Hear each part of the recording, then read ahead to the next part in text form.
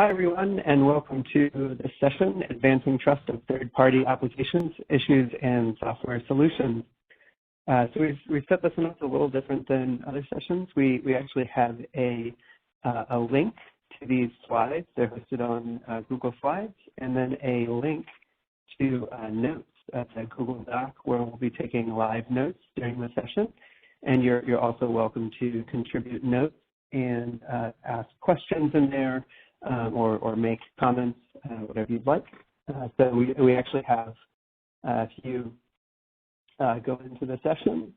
Let me see if I can, I guess I can't minimize this. There's this ask a question area here. Until we'll answer questions, you can see where can I find the slides. The slides are available at this URL here. So if that helps everyone. And my name is Johnny Bender. I'm the ONC representative for the session. I had the pleasure of organizing the session with my moderator and panelists. I'm really excited that it all came together.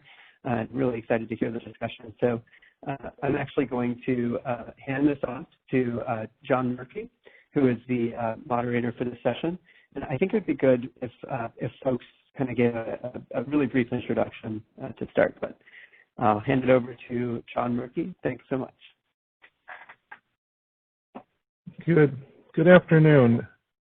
This is John Murphy. I am with Bylight Professional IT Services as the standards architect. In that role, I also am co-chair within HL7 of the security work group on the fire management group, and then also co-chair over in IHE. I am excited to be able to lead this panel because there are 4 people along with me on this panel that are far more experienced and expert in the topic of advancing trust of third-party applications. And I think at this point, I'd like to invite Julie to introduce herself. Hi, I'm Julie Moss. I work at EMR Direct and am involved in a number of work groups where I volunteer with HL7, Direct Trust, OpenID, and contribute to the UDAP profiles as well. And JP? Hi, everyone. I'm JP Pollack. I'm one of the co-founders and the chief architect at the Commons Project Foundation. I'm also an assistant professor at Weill Cornell Medicine and a senior researcher in residence at Cornell Tech. Most of my work focuses on helping individuals collect their health and health-related information and do good things with it. Excellent. Then Mark Scrimshire. Hi there, Mark Scrimshire. I'm Chief Interoperability Officer at Onyx Health. I'm also heavily involved in HL7 on the financial management work group. I also chair the Da Vinci Payer Data Exchange work group, and I'm also involved in the Karen Blue Button IG, and particularly all things related to the recent CMS interoperability rule. And lastly, Jenny. I'm Jenny Syed. I'm a senior principal engineer at Cerner Corporation. Most of my work currently focuses on the ecosystem, including Auth and Smart and the APIs that we put forward for FHIR. So as you can hear, I have 4 excellent experts with me here. So I'm excited to get going into this. Each one have offered to take a particular perspective into the problem, so you'll see that in the coming slides. So what we're focusing on is the 21st Century Cures Act final rule requires that health IT modules provide standardized API for patient services, including the ability for patients to use third-party applications of their choice. So that's kind of the problem statement that we're going into. So next slide.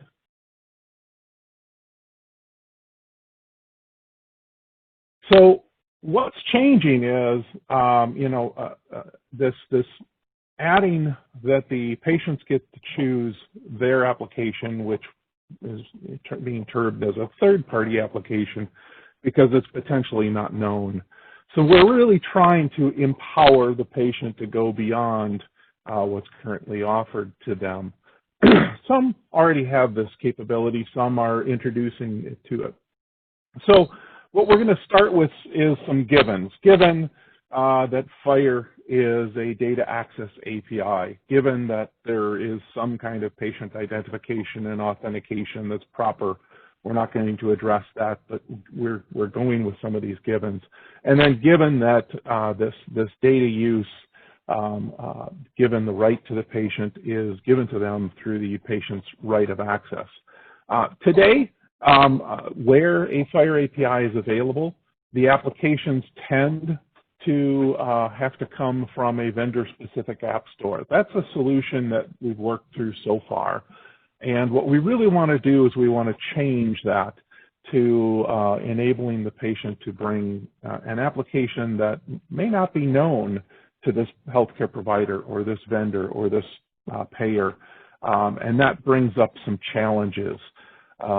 We need to think about, how do we balance the responsibilities of the data holders with this right to have access to the data? How do we evaluate safety and effectiveness and privacy protection that application provides? Is that really important or not? Are professionally developed applications just as equal as open source applications, or even something that the patient themselves authored, because they can do that? What will happen as applications start misbehaving? What's the appropriate reaction?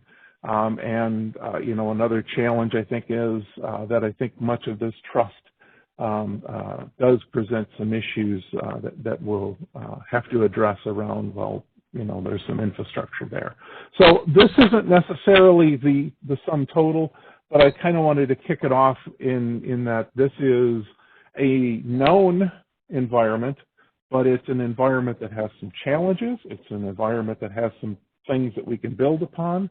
And I'm going to hand over the next segment to Mark Scrimshire.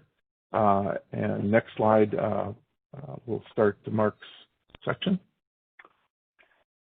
Okay, thanks, John. Yeah, you raised some interesting questions. And part of that is also how can we help the consumer have trust in the applications that they are wanting to use.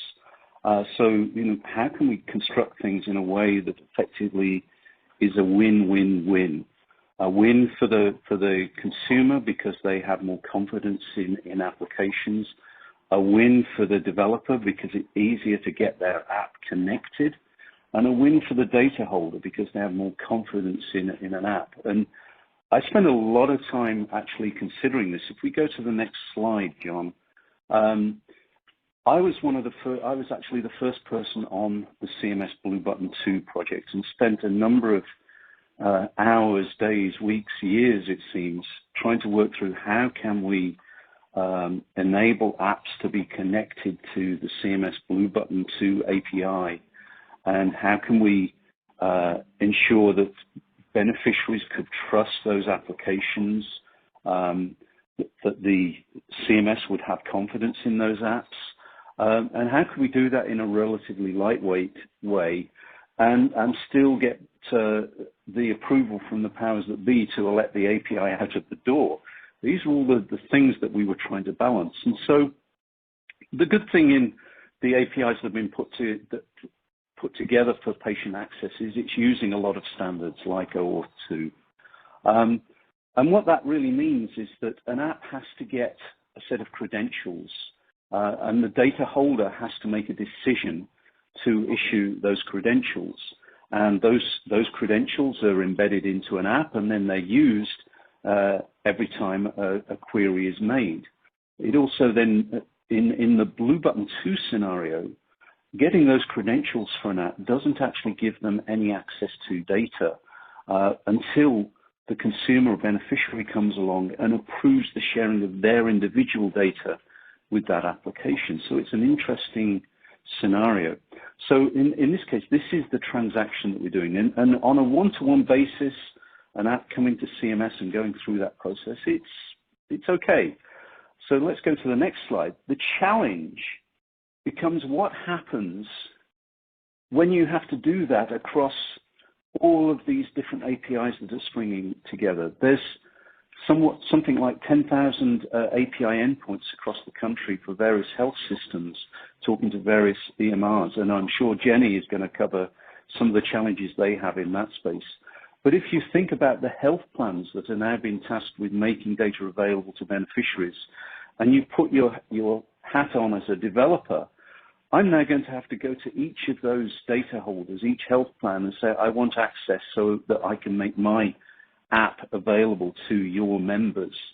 And this problem really starts to be a real scaling problem. It's a hassle for data holders. It's an absolute pain for developers because, as I often say, they have to answer the same 97 questions 1,000 different ways at 1,000 different endpoints. And it's a lot of rework of the same things over and over. There has to be a better way. So let's go, and just to give you a scale of the problem, let's go to the next slide. In the US, there are approximately 907 health plans. And I'm not the greatest at math, but we'll try something here. There are currently about 60 apps in the CMS Blue Button 2 API. So the 60 apps that went through this process of getting approval. So if we think, what happens if those apps now want to go and get approved at those 907 health plans across the US? Well, let's do the math. Let's try going to the next slide. So the way it works out, we actually looked at the math of what was involved in getting an approval at CMS. And we tried to keep it lightweight, but we typically had 3 or 4 people on the review team at CMS. And there were usually more than 2 or 3 people from the developers team. And we would typically end up meeting twice for like 45 minutes each time. And they would then, the reviewers would take another meeting to actually determine what they'd seen. They'd seen a demo.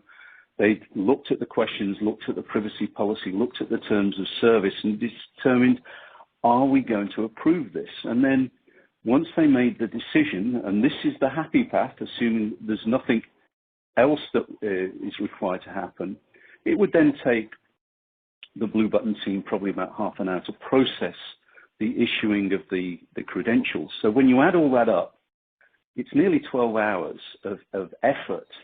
And if you take those 60 plans times the 907 plan, 60 apps times 907 plans, that's 54,420 application requests that take nearly 12 hours apiece, which adds up to about 73 person years.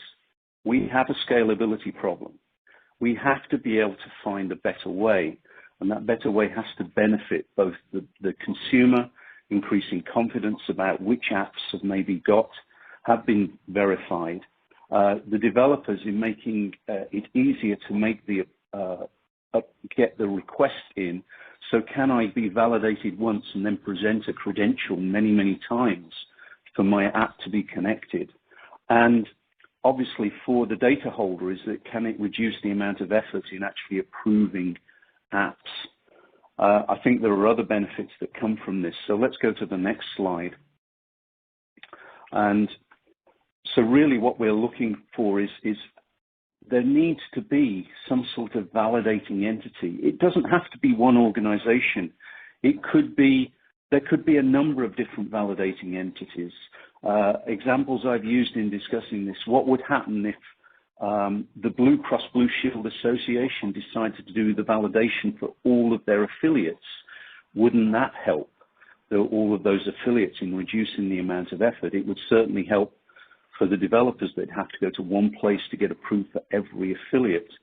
But what if it was another type of organization? What would happen if, for example, AARP decided to validate apps to see if they were senior friendly and gave effectively a badge to that effect?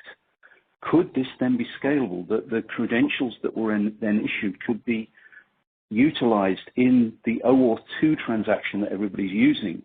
There is a protocol called Dynamic Client Registration.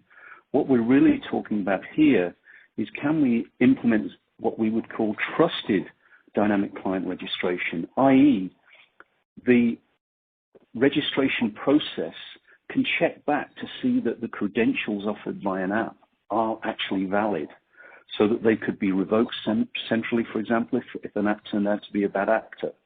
That has the potential to actually massively simplify the registration of apps and therefore the choice for consumers and the confidence generally in the system.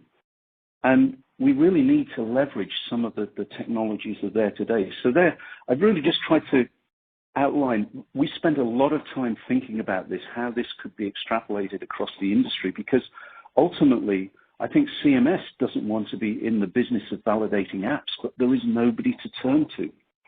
But you can see with the new rules that have come out, a lot of organizations are going to be tasked with validating these apps.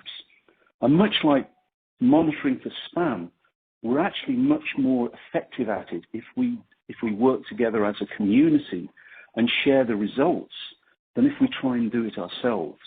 And so that's really the challenge. Think about, we need to scale. You have a problem if you are a data holder heading your way.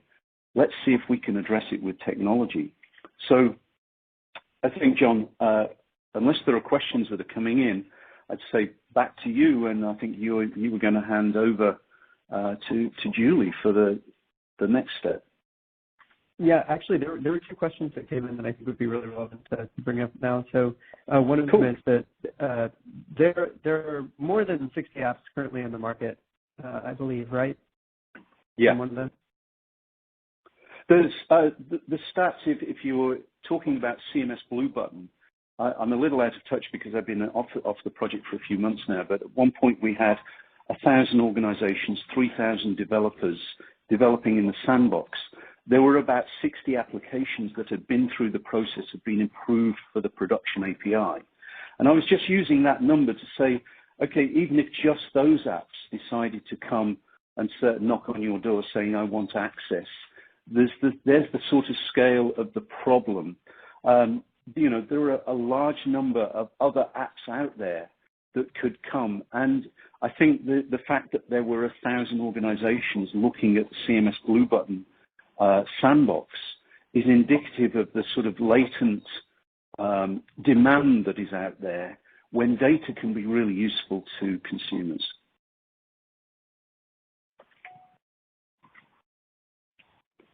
Did you say there was another question, John?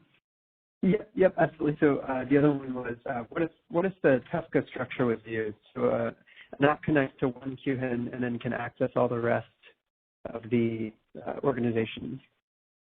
I think there's a lot of work still going on around the TEFCA framework. I think ultimately what we really want to do is look at, if you look at what is being recommended in the current interoperability rule, it's talking about the use of the Smart on Fire app launch framework and effectively OAuth 2 as the authorization framework, and they talk about OpenID Connect for authentication.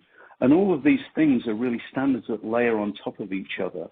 And so, TEFCA is a much bigger challenge that is being addressed. But for the particular instance here of patient access to their data, I think it makes sense that we look at, is there a lighter weight solution that we can start to implement that builds on existing standards, doesn't try and be too complex.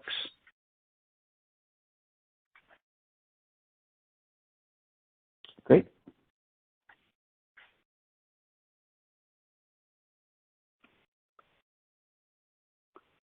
Okay, so okay. It's off to John. There are a few more questions, but I think we'll hold them because they are going to be on some of the topics that are coming up. So next is JP with the Commons Project. Thanks, John. So, hi, everyone. This is JP again. I'm going to talk a little bit about some of the work that we're doing at the Commons Project and how it relates to trust in third-party applications, specifically some of the work that we've done to engender both trust in our application as well as examining applications that are connecting up to ours. And if we go to the next slide, So what the Commons Project is a 501c3 nonprofit that was designed to build digital services for people. And one such service is the application for Android called Common Health, which is in fact one of those third-party apps of patients' choosing that are connecting up to data sources to pull health data down to a person's device. Much like Apple Health, we've essentially just sort of followed in the footprint of where Apple has gone and the systems that Apple is connecting to. And the objective is just to leverage all of that great work and the Argonaut format and let people use their existing connectivity and portal logins and such to download data directly to their phone from a health records perspective. Once the data are there, we're storing it securely on their device only. And we worked hard with engineers from Google and Samsung on making sure that we are actually doing that. Patients are also, of course, given the ability to explore data on their phone in a relatively straightforward and basic format. And then last, and this is where things get more interesting from my perspective, is the Common Health app allows patients to share data with other third-party apps and services on their phone. And if you go to the next slide, this was really where the project became interesting for me. The notion that by building this application on the Android platform and doing so in a way that was consistent with the way that Apple Health functions, primarily from a write and read API perspective, that we would be able to connect up lots of various developer ecosystems, apps and services as well, and give a real boost to the developer ecosystem, so to speak. So our objective here was to make it so that if you're a developer building an application, you would even simply be able to just use React Native or some such cross-platform tool, and using Cordova plugins or a pretty similar set of native code on either side, connect up to both the Apple Health and Common Health platform and be able to access data from clinical record as well as many other various sources throughout the healthcare ecosystem. The idea here is that this can speed up developer cycles significantly, paving the way for more innovation, allowing people to do one or two integrations instead of dozens or hundreds.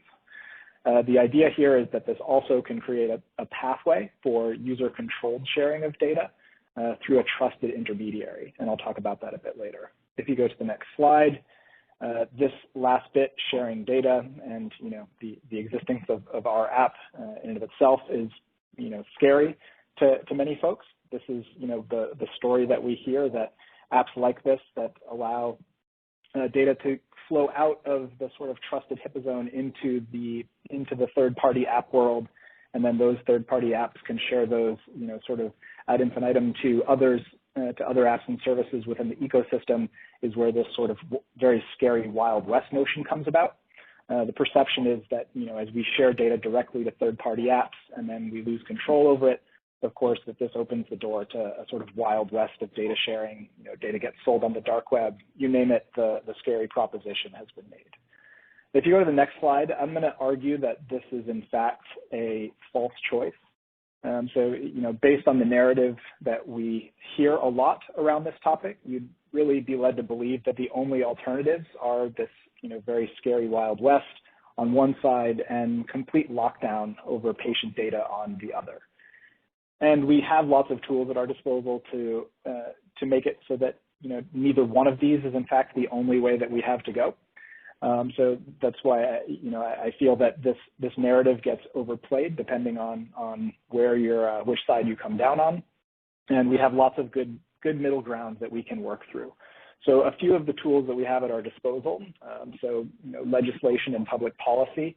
So certainly we have seen recently that we know how to get ourselves out of the lockdown scenario through these kinds of legislative and policy efforts. We also have at our disposal the tools with which to get out of or at least reduce some of the potential downside of the Wild West kind of scenario.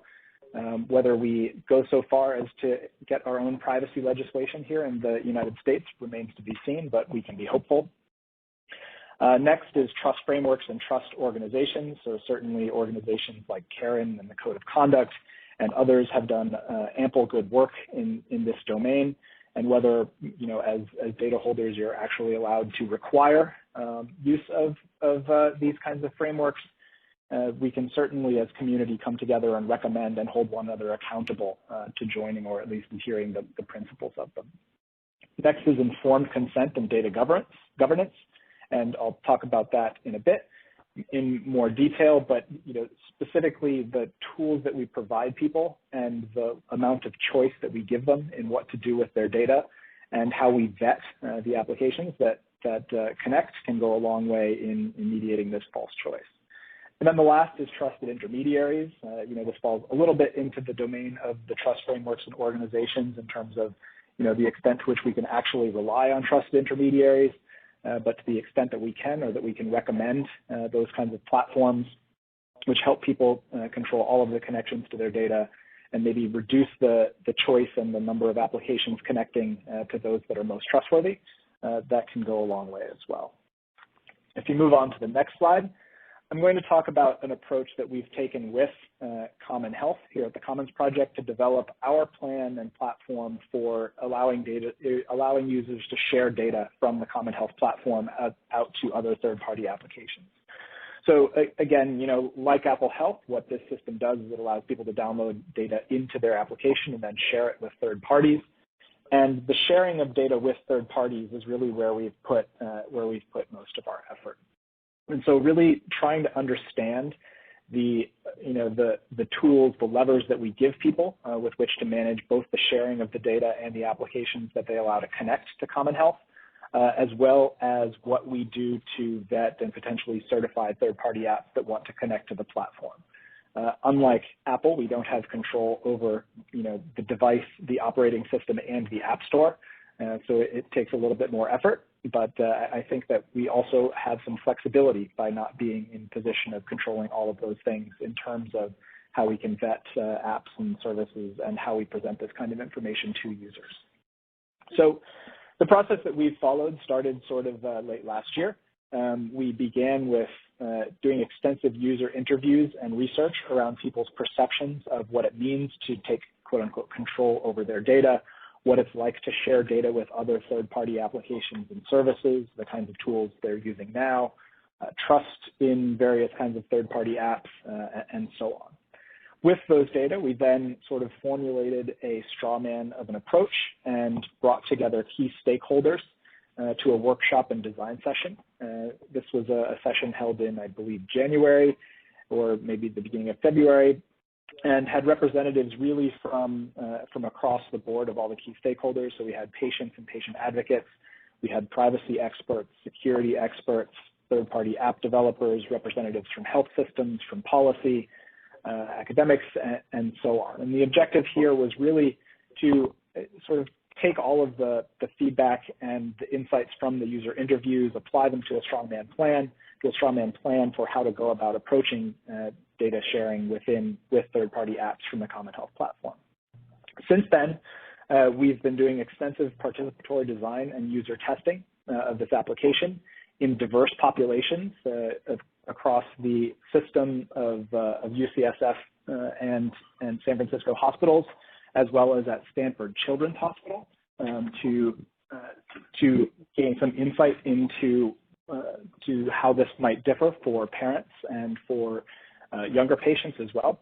And as we sort of come towards, as we're sort of wrapping up much of the earlier stages of that work, we've been working on establishing what our actual data governance framework will look like. And we're working with a group called Future State out of the UN Foundation to make sure that what we're applying is going to work not just in the US, but globally as well. And we're working with law firm of Alston and Bird, and certainly Karen, the Karen Alliance has been instrumental in the work that we're doing. Next steps there is we plan to produce final commentary, or to request final commentary from an expanded stakeholder group in the next couple of months on our strategy for going forward, and then release the platform into our Common Health application in Q4 or so of this year.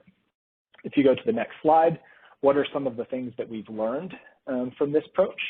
And it has been a little bit surprising, the things that we hear. You sort of think about what we as app developers might consider crucial, giving people lots of levers and control over which data are shared, trust certificates. There's all sorts of things that we talk about that seem incredibly important. But the message from most of the users that we have interviewed and have participated in our design process have been fairly clear. So one is transparency, and certainly, we know what this is, and lots of great work has been done in this community around producing information labels for apps and services connecting, more legible privacy policies, more standardized policies, and so on. Accountability has been another critical theme. So developers that are requesting my data and connecting, how in fact do I hold them accountable as a person? Especially when there are non-indemnification clauses present in many of the privacy policies and terms of service, which make it essentially impossible to do so. Is the Commons Project, the maker of Common Health, are we responsible for holding developers accountable, and how? Or is this really a community activity? Is it the sort of thing where the community bands together and rates apps and services, or do doctors recommending apps? Given the kind of information that they could judge who should be recommended and who should be not based on this. The next important thing, perhaps not so surprisingly, is relationships. The very clear message is that individuals tend to trust certain parties much more so than others.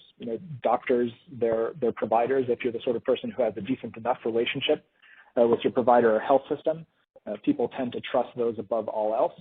And having strong relationships with those providers or health systems, whether they're the ones who recommend your app or whether they've publicly endorsed it, seem to go a long way with folks in terms of whether or not they determine an app to be trustworthy. This is sort of the opposite perspective.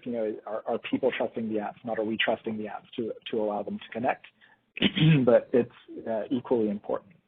One thing that has been interesting is even being a nonprofit or an open source application, these kinds of things haven't necessarily convinced people that you are in fact trustworthy. And so those sorts of relationships do matter. And the last subject here is choice.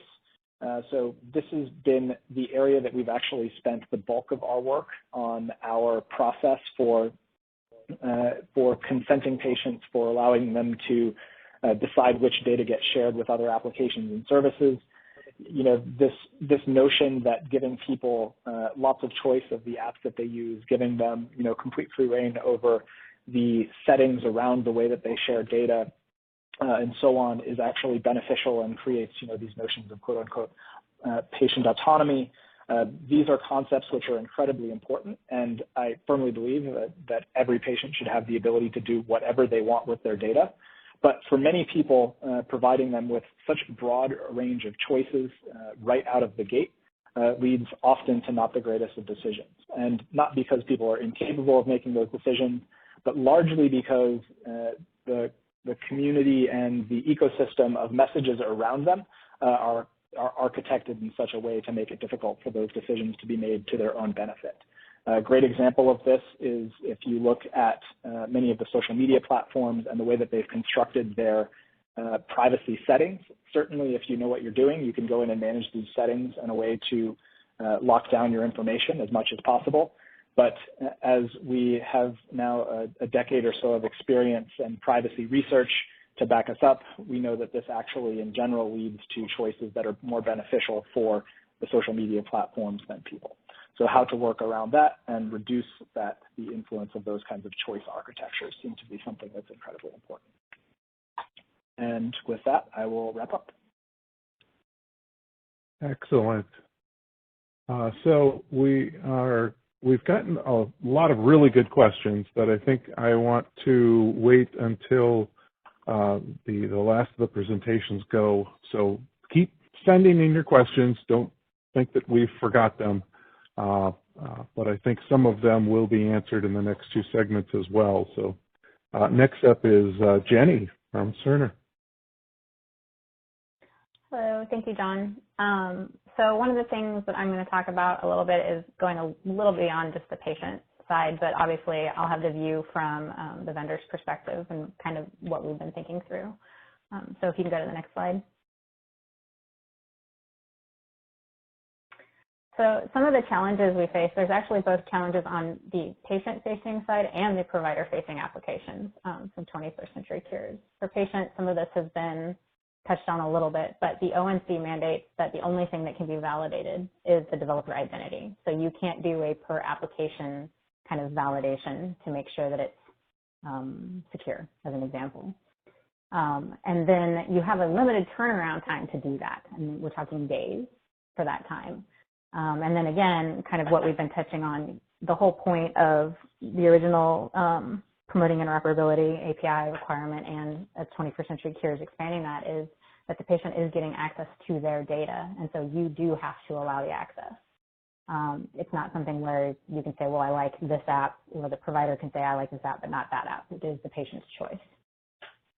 So if you take those into account and you attempt manual validation of the developer identity, you run the risk of building a queue that will go beyond the time limit. Since it is just days, even if I attempted to just validate the identities of developers, we have enough applications that come into the platform that would be multiple people's, many people's full-time job, and just with experience, it goes up over time, which is good. It's a very good thing for the interoperability area to have a problem with. And then something that Julie, I think, is going to talk about later is getting into some of the automation of this and trust organizations. But one of the things is that I do not believe we can require memberships with a trust organization. One of the goals that has been stated before is that the patient can bring their own app, and even if they're super into programming, they could develop their own app and bring it with them. And so requiring a membership with a trust organization can be kind of a high bar if a patient is kind of doing their own thing. In addition to that, for provider-facing applications that use the USCDI READ data set, there are also restrictions. You can validate the developer identity. That's still there. It still has that short turnaround time. The provider site can do more extensive application validation, so looking at things like security, functionality, user experience, but the vendor cannot. That creates kind of an interesting problem for cloud systems, that they have to make sure that they take into consideration that there are some shared resources possibly, and you have to make sure that a bad actor that's either malicious or accidental at one site is not going to have a large blast radius, so you have to contain that if something goes wrong. And then again, you still cannot require membership with a trust organization. So some of the ways we've looked at this on the next slide.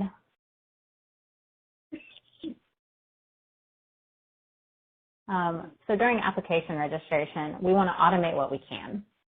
Obviously, we'd like to do eventually more trust organizations, things that get into dynamic registration, but beyond that, when we can't require that, we are doing some very basic things. So we're going to be requiring all applications to use HTTPS.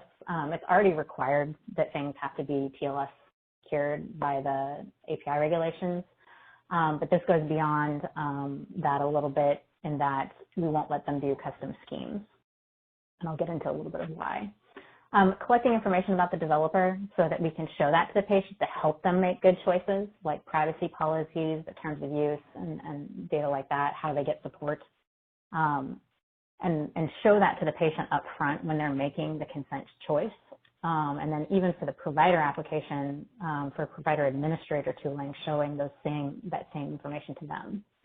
And then certificates associated at registration, so to those URLs that are registered, can be used to tie multiple apps to the same developer identity. This does require that there are periodic checks to confirm certificates haven't changed, or to keep up to date on that, which is one challenge with using certificates. So on the next slide. So for consent, doing this allows us to handle the two different workflows that are in play here. So real time, the patient consents for an application to be able to have access to their data. And it is on behalf of them, but it is still handing that data over to a third-party application. So now that we've gathered information about the certificates, we can display levels of trust to the patient. So the lowest level that would be allowed is what's commonly referred to as your domain validated certificate. And then you have organization validated and extended validation. And they all have different levels of identity that are built in there. So for domain validated being the lowest level, it kind of is an interesting problem in that loss of ownership of the domain is essentially like loss of ownership of an app if you've pinned their identity to that certificate. That may be a good thing though, because if they've lost identity of that domain and the data is being sent to that domain, that means it has changed. It's changed who's gone and who's getting that. One of the downsides, again, of domain validated is you can only use the WHOIS information for additional info. So there would probably be something similar to the little checkboxes you're familiar with in your browser bars that say, hey, here's the only thing I can validate about this application. I can validate that, it belongs to blah-blah-blah.com, and here's who that says it is, and that's about all I know. The org validation and extended validation allow the legal organization to be described, and they go through a validation process to actually get those. And then ownership of the app can now go with that organization.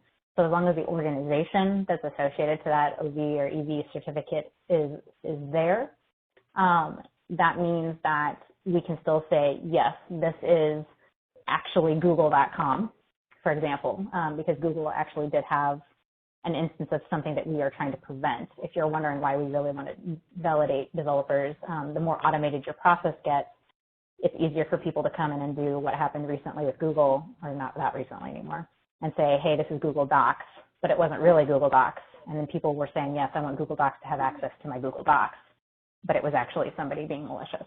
This would show that it's not Google Docs, the org is now Russian hacker org. And that would be a flag for somebody to say, I should probably not trust this application. From the practitioner's perspective, it's not usually the doctor that's consenting or the nurse that's consenting. It's something that's usually happening offline by an administrator. Again, we can use the certificates very similar to what I just described with the patient, but it's in client administrator tooling. While the practitioner does allow and it does require all the HIPAA rules to be in place and VAs and things like that. And the org can do a lot more validation, or the provider does a lot more validation, or can do a lot more validation. That doesn't mean that there's not going to be something weird behind the scenes where somebody tried to register a confusing name. So using the certificate still let them confirm that it's the app they think it is when they're allowing it into their website. So next slide.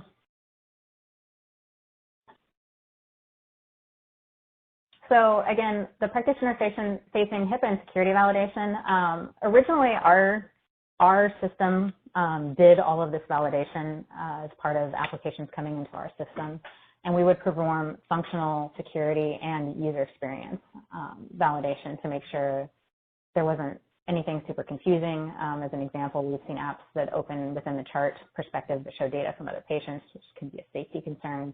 We've seen people not page through all resources, which means they're missing clinical data. And then we've seen some interesting, we've found some security issues as well before an app. Some providers can and have already chosen for us in the past to take that burden on. It is a burden though, it does take time, and it takes a lot of familiarity with APIs and with security practices. So a lot of providers may not have the resources already set up for this, since it can be kind of a long and detailed process, which is a challenge since they now have to take this on. And we don't often see an application, just to give you an idea, people often think that this is probably rare that we would find things. We actually very rarely see an application making it through validation without finding a serious functional issue at least. And that's assuming it uses FHIR clinical resources. If it's just using the SMART specification, generally it does get through faster. But as an example of the type of issues we do see, it's people treating, for example, in-error data as actual valid data, which can be a pretty serious issue. And so one of the things that we're trying to address and help people with is we want to be able to offer value-added services, which is something that we can do through the regulation, which is providers can absolutely still take this on for those that can, but we can also offer services to them if they want us to take this on for them. And in addition, if an application wants us to do this once for them so they don't have to go through it multiple times, we can also offer that service to them as an addition to help guide them through this. I believe that is the end of mine. Excellent. Jenny, there was one question. Yep, I see a question. The question is, Cerner building ways for third parties to access without use of their portal credentials, i.e. match the patient demographics. So as of today, we are not currently doing that. Primarily, and I assume by matching patient demographics, usually you're looking at things that's a little bit beyond what may commonly be in the EHR. Sometimes it is, but things like VeriSign Equifax and stuff like that use to validate it. We have looked at that in the past, and it's something we want to do in the future, but currently we don't do it. I will say, though, that we have many provider sites. We actually federate our identity And we do have providers that provide their own identities for patients, and we use those. And those can be across many vendors. And then another question is, RA certificate, does this refer to the SSL certificate of the developer's website where the registered app is hosted? I notify the developer. Yes. During registration, that HTTPS URL that we are grabbing, that is where the, for example, redirect URL is for the application, we would be going back to that URL to get the certificate. And things like that avoid the fact that you, for example, tried to claim that you were Google Docs, but then you sent me to a website and pointed me to Google Docs website, but then your app was actually running at a different web page. So that's one of the ways to prevent that, is by actually using the URL that the app is going to get redirected to get that information. Excellent. And one more came in that was specific to your deck. So who is issuing the certificate for the app developer? Is our company issuing it during app registration? No, we are not. So for an example, Let's Encrypt, which is a really popular one out there, especially for smaller companies, does domain validated certificates, and those are ones that we would allow to use. Or if you have a company that uses any of your interests, any of your big certificate assigners that are issuing extended validation, organization validated certificates, we don't necessarily care who issues it beyond the fact that it's a trusted issuer. Then when I say trusted, it's trusted by most of your big browsers and things like that. It's more that it is the type of certificate that is tied to it, and that the issuer itself is trusted in the industry. Excellent. So I think at this point, we're going to have Julie step to the plate and knock it out of the park, because she's got the answer. All right. Thanks, John. You there? Hi again. You there, Julie? Yeah. Do you hear Excellent. me? Great. Yep. I'm Julie Mott. I'm going to speak today about the Unified Data Access Profiles, more commonly referred to as UDAP. This set of publicly available profiles, you can go to the next slide, please, are free to use, and they extend OAuth and OpenID to round out the infrastructure needed to bring new client applications, users, and FIO servers into the ecosystem and manage them in a scalable way. UDAP incorporates digital certificates into FHIR security workflows already in place to streamline client registration, authentication, and the use of third-party identity services. These profiles address many of those issues Mark, JP, and Jenny presented, like how can baseline app identity, privacy, and security practices be tied to a digital credential that app can be known by, or an endpoint can be known by throughout the healthcare exchange trust framework. Questions like what's important about the app that patients need to know or other counterparties might need to know, and how can patients and healthcare professionals, including payers, authenticate themselves to health data resources without going through this app vetting process over and over again and having different credentials for every single system that they need to access. Let's go to the next slide. So these profiles also build on the smart workflows that are being used for FHIR today, and they really continue where SMART left off, bringing a number of well-established technical aspects to enhance both security and scalability. So starting with asymmetric cryptography, keys were worked into the FHIR JOT framework from the beginning. The UDAP profiles basically just add a couple of extra twists, minimizing the additional effort necessary to tie in digital certificates so that we can save each participant from having to do a manual key exchange with every entity they want to be able to transact with. What's preferred over that manual and not scalable process is for each party to have one digital certificate by which they're known throughout the FHIR ecosystem, so that certificate can be dynamically discovered and trust can be validated with it when it's presented in a registration request or a token request. And another assertion, the certificate can be advertised in endpoint metadata if that endpoint is operating a FHIR server or an identity service. and it can be used to sign endorsements if they're a certifying body. The vision with UDAP is that the digital certificate issued to each participating organization or assertions made about that organization can contain verified details like that entity's legal name, its status as a covered entity or a business associate or something other than those two, and what privacy terms or data usage agreements the app has confirmed it'll adhere to, either through its own self-assertion in the simplest way or through a third-party certification program.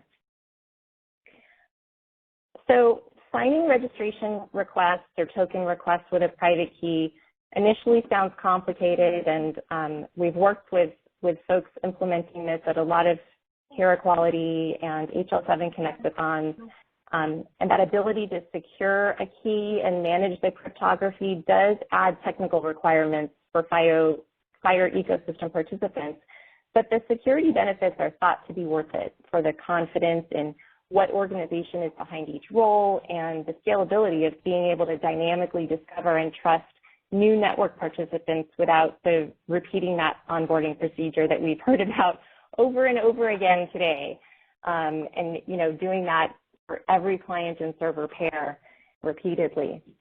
So let's go to the next slide and look at a swim lane diagram of this.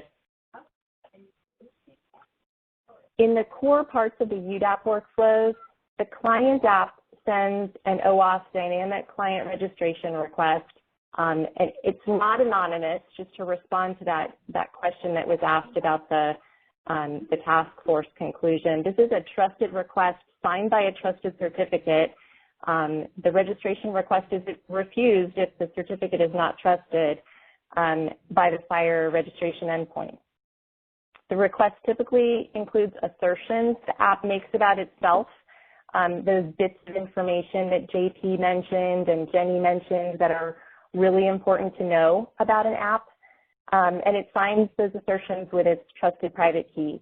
And it's at this point that the registration server gets the previously verified details about the app that a certificate authority might have checked out before issuing the certificate in the first place.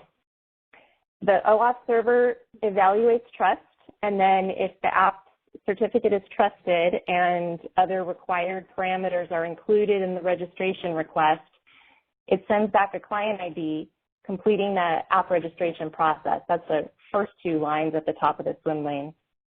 The client app can then use its client ID along with a token request signed with its trusted certificate, once again, to obtain the access token used to attempt a FHIR transaction.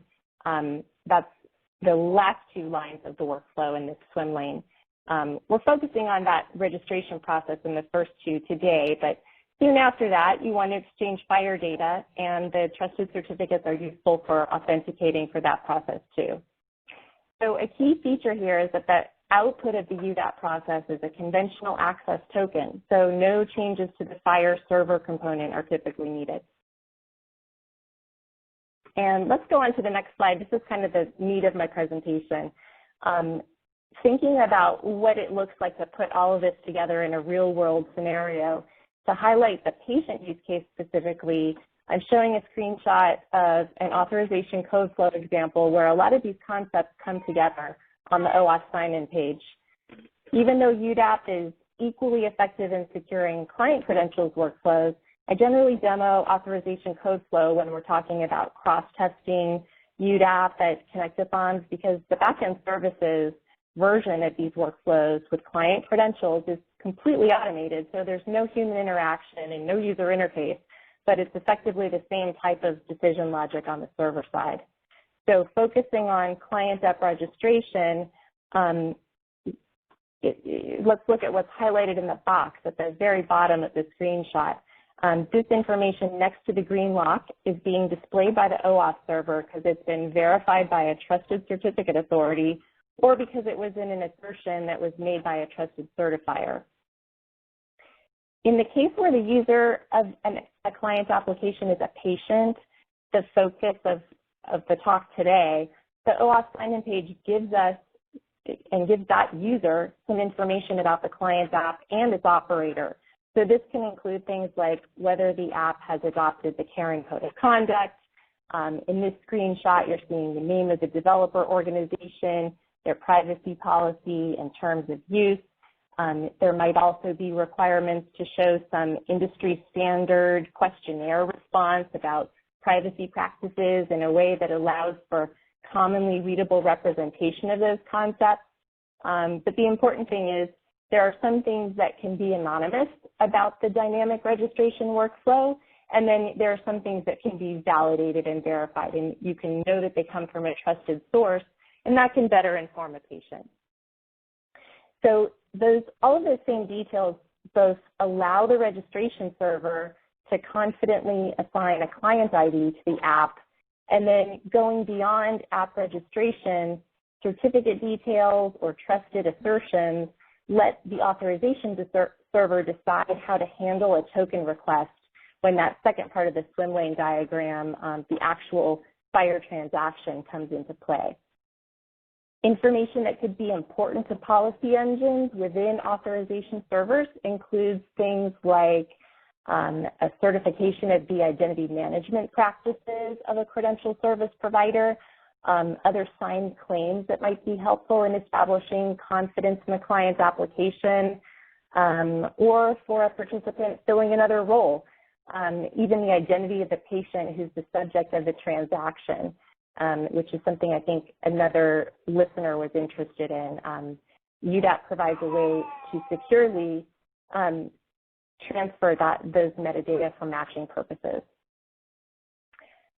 So the ability to do a trusted registration step like this gives us obvious efficiencies, both for FHIR server operators, like the EMR vendor organizations, and to the client application developers, because it saves us the time it would take to have every provider organization or vendor repeat that manual process to the tune of Mark's 73 person years, I believe it was.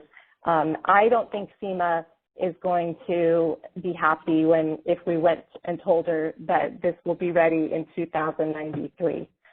So we know we have work to do to make sure that there's something more scalable and available much sooner than that.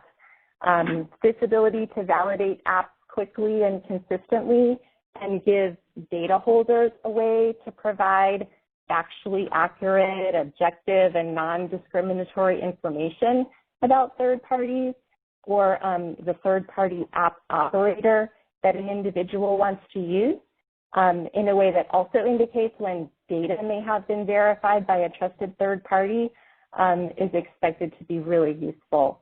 And I'd also note that a reusable client application identity has the additional benefit of, as John alluded to, letting us share cybersecurity events with each other and identify bad actors in the ecosystem.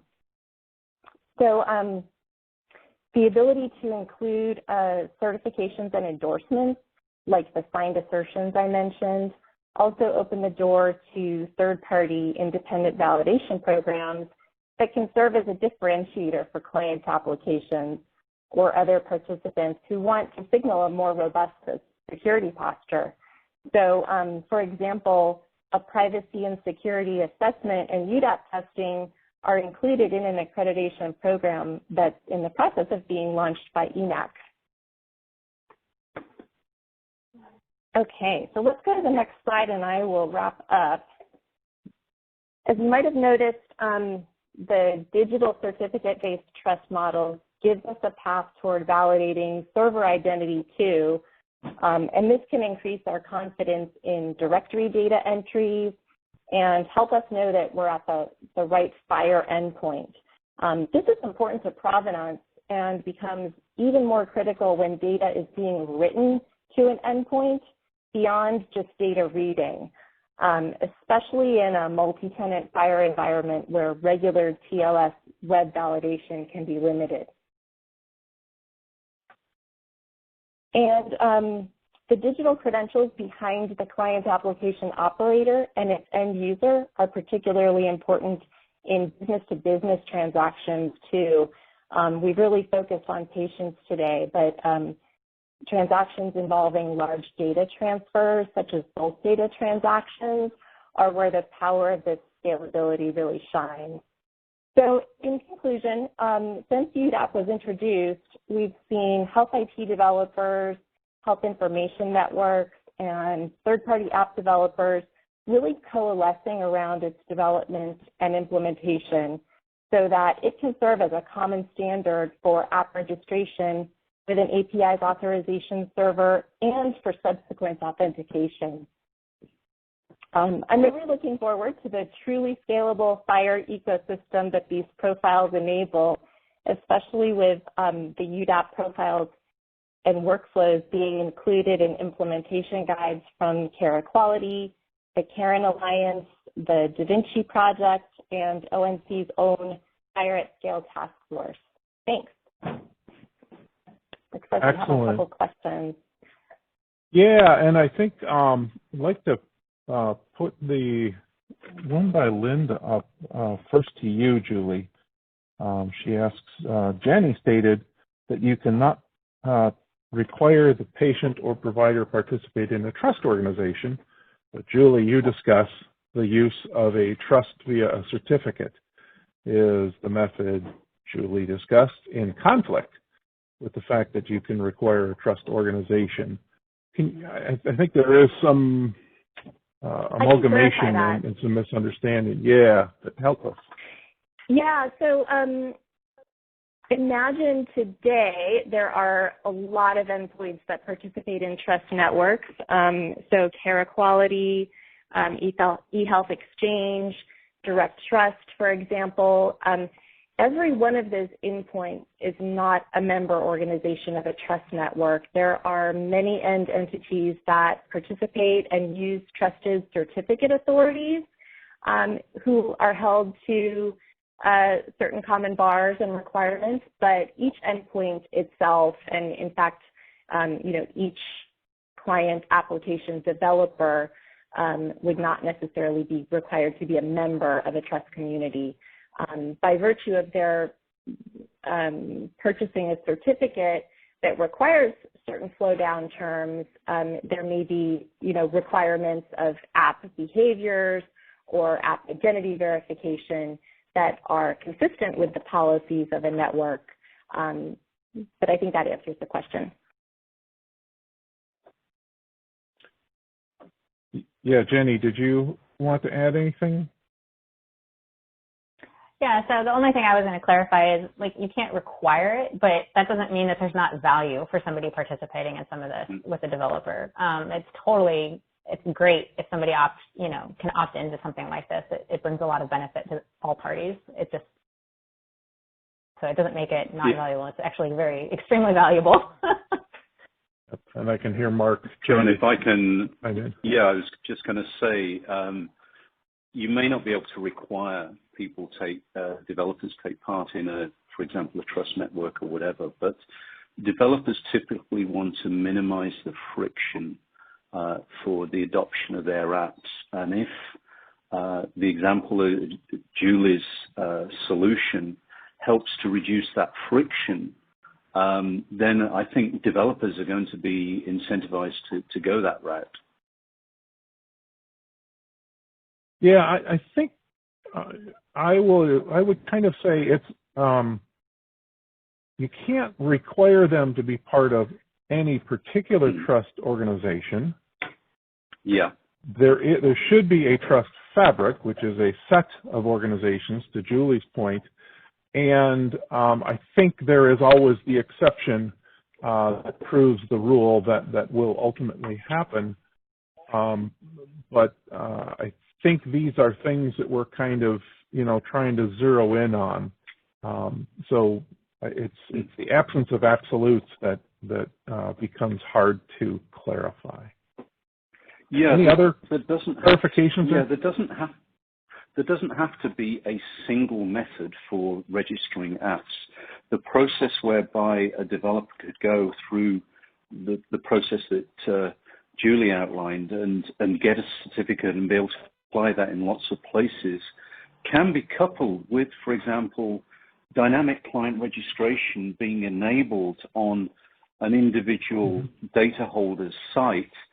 But when for example, if I go and develop an app over the weekend and I want to put it against my, healthcare providers' APIs and get my data, I should be able to do that. But maybe I've got to go through a whole set of additional questions to really confirm that I want to do that.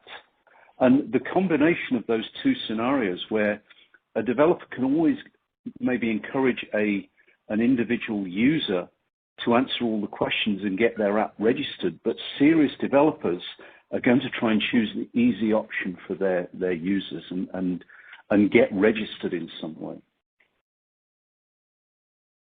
Excellent. The next question I'd like to put out in front of the group, I'm not sure what would be the best one to answer, but Adrian asks, with UDAP, can a patient authorize access for an app that is registered by a doctor? And I'm not sure if Adrian is asking about the app is the doctor or the app was prescribed by a doctor. I don't know if you want to take any of those. Yeah, I'm trying to understand the scenarios. Is the doctor providing the app, in which case has it gone through some sort of registration or approval process? If not, can the app, can the provider help the patient through registering their app, even if it is, say, not blessed by some, validating entity?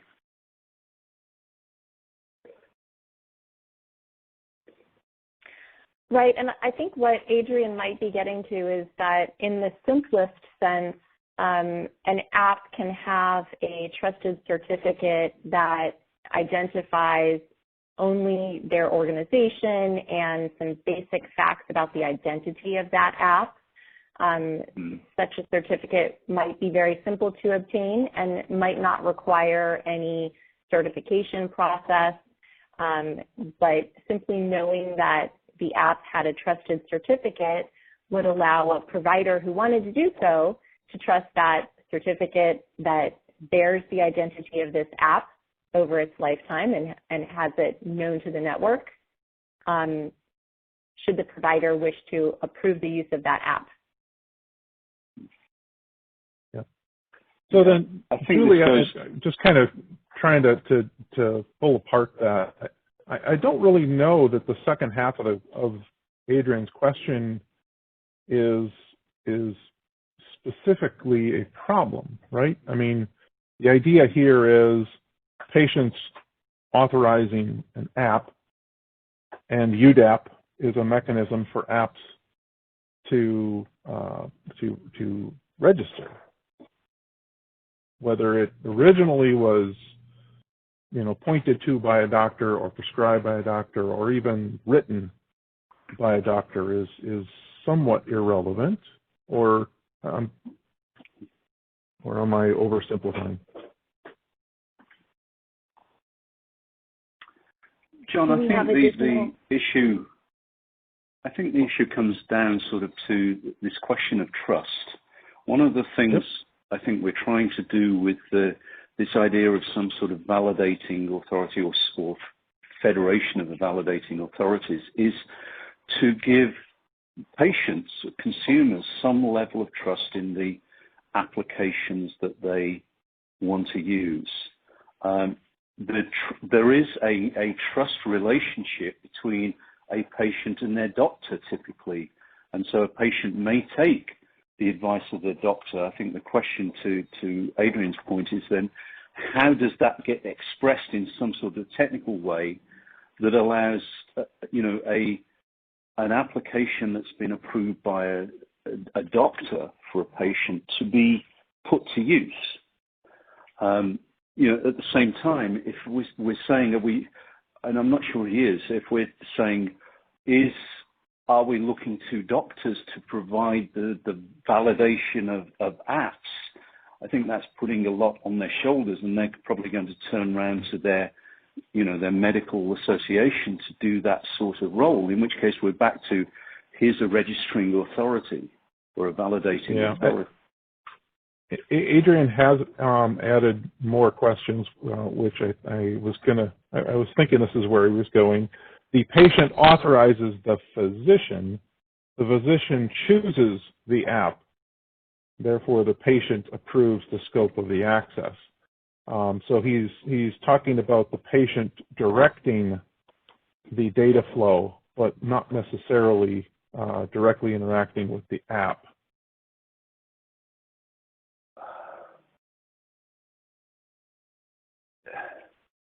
I think that falls outside the scope of the current focus. Certainly, and Adrian has pointed out that HART is a mechanism available that uses OAuth-based user authorization for consent.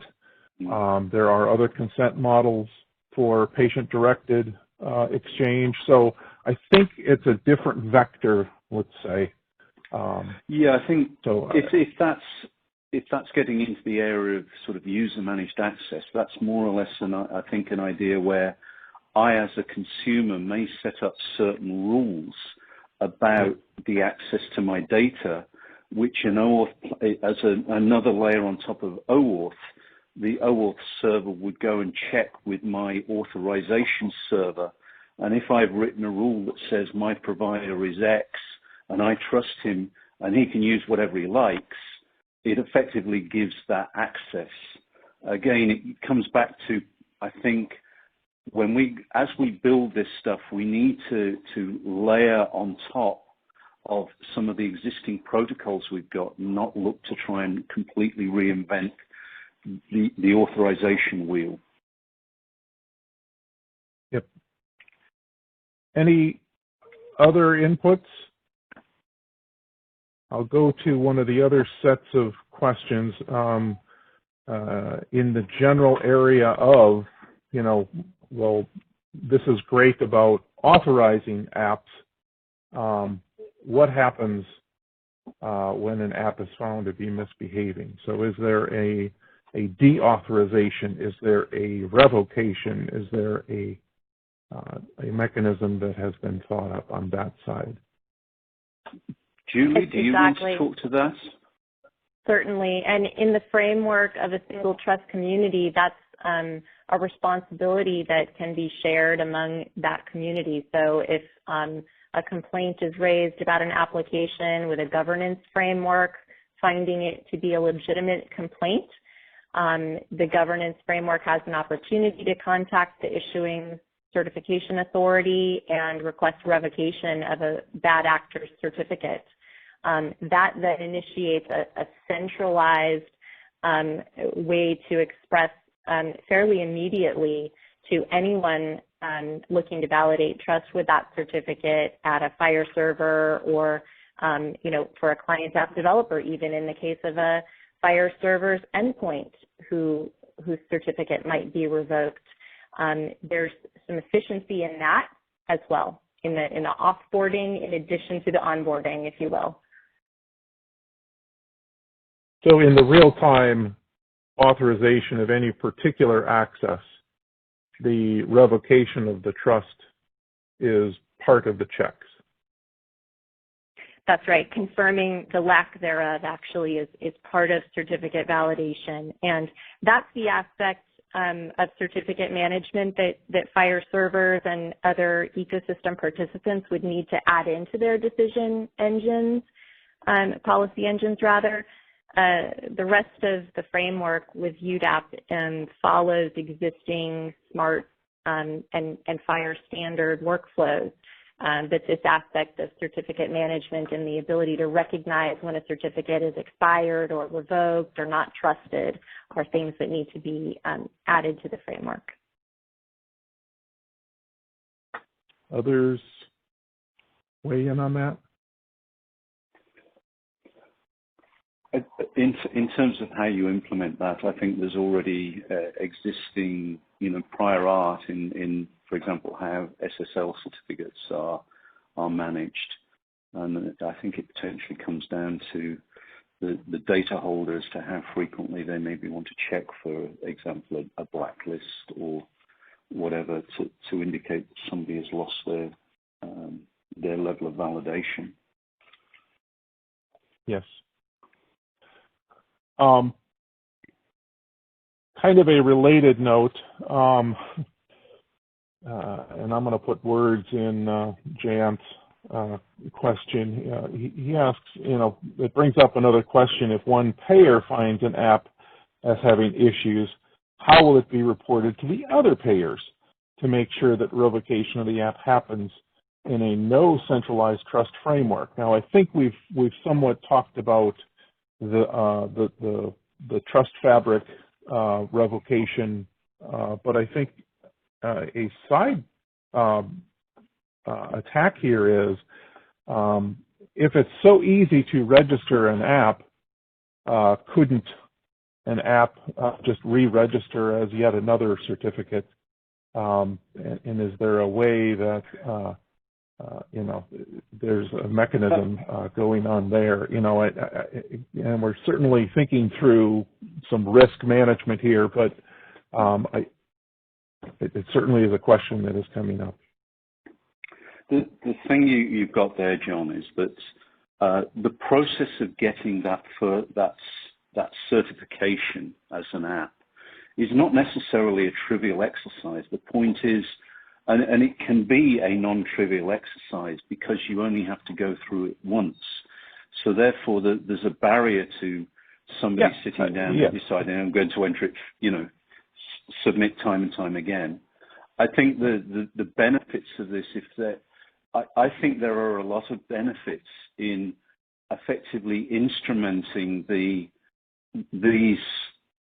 this framework, because, for example, you could have the data holders, if they are detecting anomalies in the way an app is actually accessing their data, if that could be fed back to the verifying authority, then that can be used as indicators. And maybe if you get to a certain level of threshold, it could automatically kick in rate limiting, for example, or notifications that go down to all the other data holders. I think the point with this is, at the moment, given the current state of the art, we're all trying to do this individually as data holders, and we're working with blinkers on. If we work as a community to implement this and have some effectively shared responsibilities, we can all have better insight that ultimately leads to better control and better confidence in the apps. Yeah, I certainly am an advocate for we have to go forward. We shouldn't, let perfection get in the way. I just wanted to put that out there as a question that is being asked. Another question that's being asked is, how does this model support open source, where there really isn't an organization that owns the app?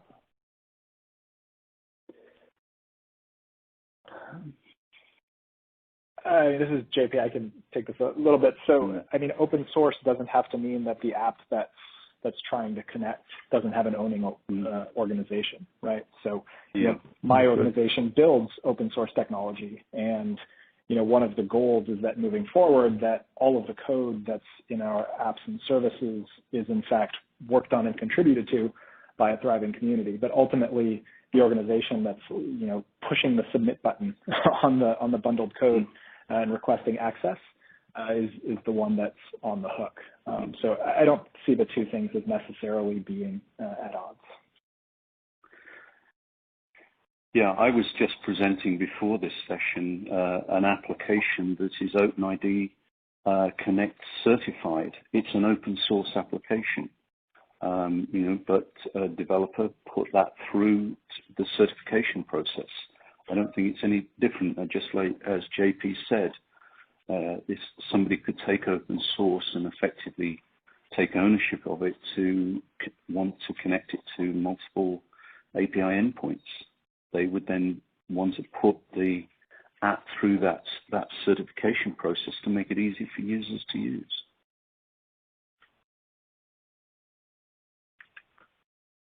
Excellent. One other question before our closing question. There's been a couple of questioners asking, why doesn't CMS or ONC or some other organization just simply stand up an app certification?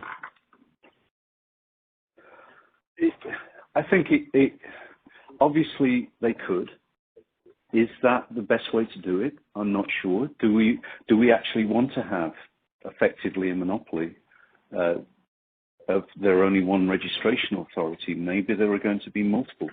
In fact, what Julie actually identified when we actually worked at CMS on implementing what is effectively UDAP behind the scenes in Blue Button, it could be effectively white labeled by an organization itself if maybe it's got multiple systems that they're trying to, connect apps to. So the whole point of this is trust. And what we're saying is more than one data holder has got to get together and agree that there is an entity that they are going to trust to do this verifying act. So it doesn't have to be a government organization that is stood up to do that. It can be whether we can get together as an industry and say, is there a way we can do this? There are multiple places you can go and get an SSL certificate. Why can't we try and encourage that type of solution? Others?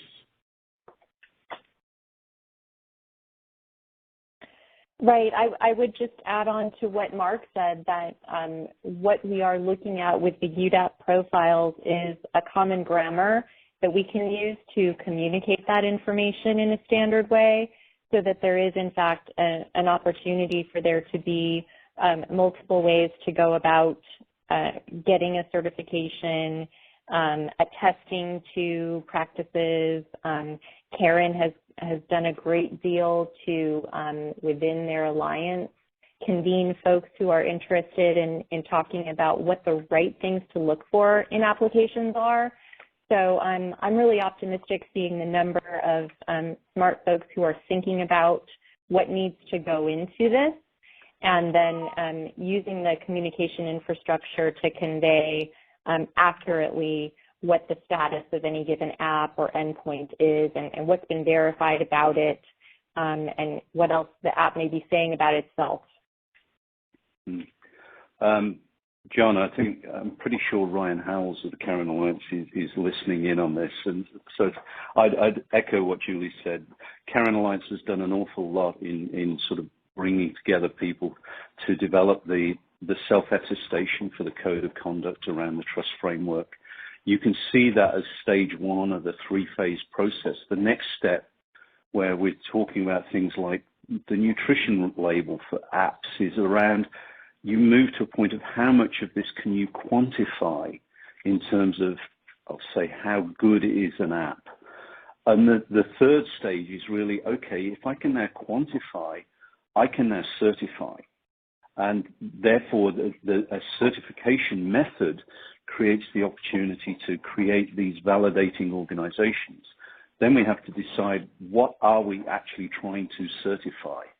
Is it a read-only app, or is it an app that wants to be writing data to a health systems EMR? That ought to go through a completely different, higher bar of checks. That's where this technology can be used in lots of different ways. Absolutely agree. Yeah, I think a pathway to certifying bodies, many of them, is likely a case, because when the consumer is not equipped to be able to evaluate the safety or effectiveness That's oftentimes when a certifying body needs to step in, such as, seatbelt safety, which includes proving that the seatbelt is effective, but also being able to give confidence to the consumer that that seatbelt is effective. So I think that it's something we need to work towards, and I think it's important for us to keep open that there may be certifying bodies, but not that that is the only pathway. Yeah, I think the nutrition label analogy is an interesting one, because if you think about it, what that's doing in the food context is giving us a standard set of values, so that because one size doesn't fit all, my needs in terms of sharing my health data may be different than yours, just maybe based on where I am in my care journey. And if you think of that in terms of the nutrition label, you might be going and looking when you're buying stuff and looking for something that has low sugars, and I may be looking for low sodium. It's all on the nutrition label, but we now have a mechanism for valuing or judging which product is better than another. And that, I think, is really where we're ultimately trying to get to here, is not to prescribe one solution for patients, is to give them choice, but give them a framework in able to be able to make decisions that are right for them. Yep. Low carbs in my case. So last question with the 2 minutes or 3 we have left. I'd like to get just a quick sentence from each of you on what do you think is the biggest challenge to making this happen? And Mark, since you were last speaking, I'll start with you. Oh, God. Okay. So I think the biggest challenge is getting us to change our mindset from thinking about us as data holders working in isolation to we are part of a community, and how can we work together as a community. I think everybody is currently just heads down trying to work out what they've got to do to meet the CMS mandate. But this, I think, is an area where we can make our lives a lot easier if we work together, but work quickly. Don't try and come up with something perfect. Let's get something out there to build upon. Work together. Julie. Right. Well said, Mark. I think something challenging that sticks out in my mind due to some work I'm involved in is really that patient matching problem, and how we will really provision patient credentials and get that outreach to patients, educate patients on the availability of these applications, which in large numbers, all of us who talk about this every day are very much aware of the fact that you can get your health data, but most of the country is not. So I think involving the patient and getting them to their data will really be the last mile effort that makes this happen. JP. So Julie mentioned identity, which sort of stole my thunder, so I will pivot and say that I think one of the biggest challenges in the near term is having to get past the hurdle of all of the potential mistakes that can happen. These events, a bad actor shows up, those places that shouldn't go, you can't retroactively go back and fetch that data back. So it's that's going to be scary for a lot of folks. And making sure that we are moving forward and kind of not getting caught up in the potential bad that can happen and the actual bad that happens, and just making sure that we react quickly and find some of that middle ground that I was speaking about earlier, kind of quickly enough that we don't let ourselves stray too far in one direction or the other. Excellent. And Jenny, if we still have half a minute. Yeah, JP actually stole my thunder. Because I was going to say we have to be able to survive the bad actors and make sure that people still have trust in the system. I think the next one I would say is the scale, making sure we can scale this up and actually allow people in and make it easy to use, and finding all of the different methods that will do it. And I totally agree with all of those and have nothing further to add. I appreciate you 4 excellent speakers, and I thank ONC for giving us a microphone. Yeah, thanks, Joe. Thank you. Thank you. Thanks, everyone. The sessions have concluded for the day. Please join us for the plenary session tomorrow starting at 9 a.m. Eastern. Thank you.